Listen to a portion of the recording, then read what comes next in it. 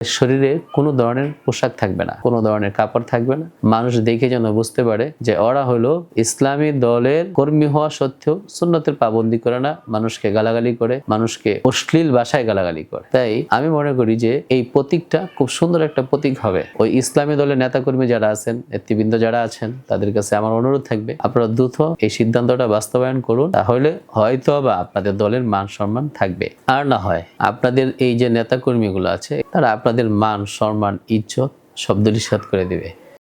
বাংলাদেশে কওমি গভর্নর উলামায়ে কেরাম দ্বারা পরিচালিত ইসলামী দল রয়েছে, বহু দল রয়েছে। সেই দলগুলোর কিছু কিছু নেতাকর্মী এমন আছে তারা সুন্নতের কোনো পাবন্দি করে না, সুন্নতের প্রতি তাদের কোনো ভালোবাসা নেই, সুন্নতের প্রতি তাদের কোনো মহাব্বত নেই এবং সুন্নতের প্রতি তাদের কোনো গুরুত্ব নেই। যার ফলে যেখানে ইচ্ছা সেখানে গিয়ে তারা বিভিন্ন ধরনের মন্তব্য করছে এবং বিভিন্ন মানুষকে গালাগালি থেকে শুরু করে বিভিন্ন ধরনের অপকর্ম করছে। যেহেতু তাদের গালাগালি করার অভ্যাস, অর্থাৎ গালাগালিটা হলো সুন্নতের বিপরীত কাজ, সুন্নতের উপর পাবন্দি করবে না, সুন্নতের উপর থাকবে না, তাদের একটা চিহ্ন দেওয়া দরকার যাতে মানুষ সহজেই বুঝতে পারে যে তারা বাংলাদেশ কওমি গভর্নর উলামায়ে কেরামদের দ্বারা পরিচালিত ইসলামী দলগুলোর কর্মী হওয়া সত্ত্বেও তারা সুন্নতের পাবন্দি করে না। যেহেতু তারা সুন্নতের পাবন্দি করে না, তাই তাদেরকে এই চিহ্ন দেওয়া হয়েছে। তাদের শরীরে কোনো ধরনের পোশাক থাকবে না, কোনো ধরনের কাপড় থাকবে না। মানুষ দেখে যেন বুঝতে পারে যে ওরা হলো ইসলামী দলের কর্মী হওয়া সত্ত্বেও সুন্নতের পাবন্দি করে না, মানুষকে গালাগালি করে, মানুষকে অশ্লীল ভাষায় গালাগালি করে। তাই